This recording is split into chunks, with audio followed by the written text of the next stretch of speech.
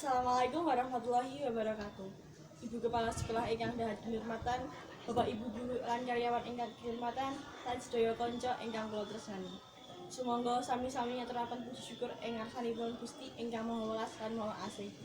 Ingkang sampun paring kinurmatan saha kasarasan dhumateng kula panjenengan sami. Saged makempal wonten papan punika kanthi sehat walafiat.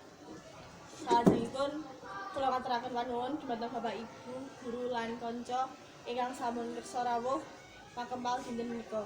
Sumangga kita awujudaken acara dinten menika kanthi sae lan lancar.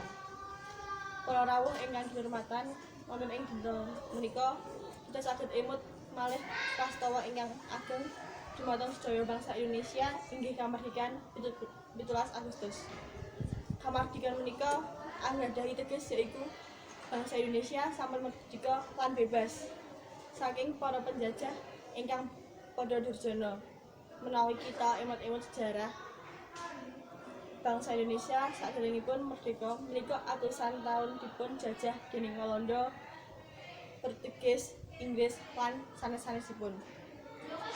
Indonesia boten anggadhahi kebebasan ngantos atusan taun.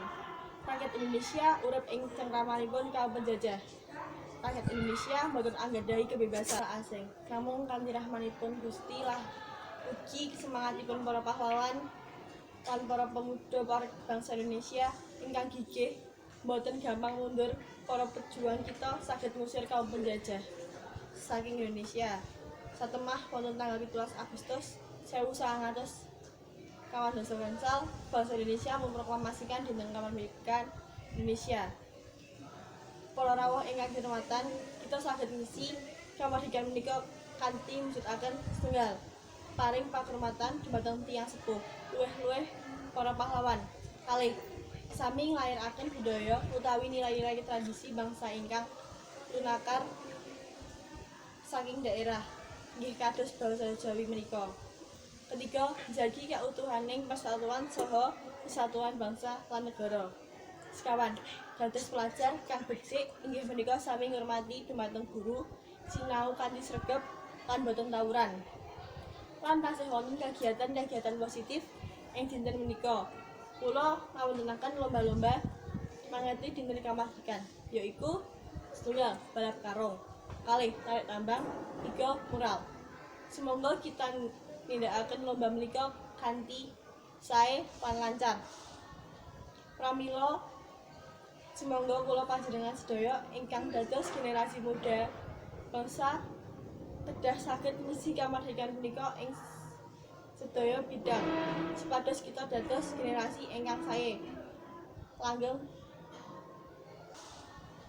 Pramila semoga kula panjenengan sedaya ingkang dados generasi muda bangsa kedah saged ngisi kamardikan punika ing sedaya bidang supados kita dados generasi ingkang sae langgeng kangge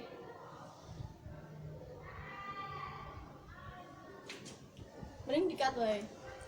Kowe terus wae saiki. Dalem di sekolah sini.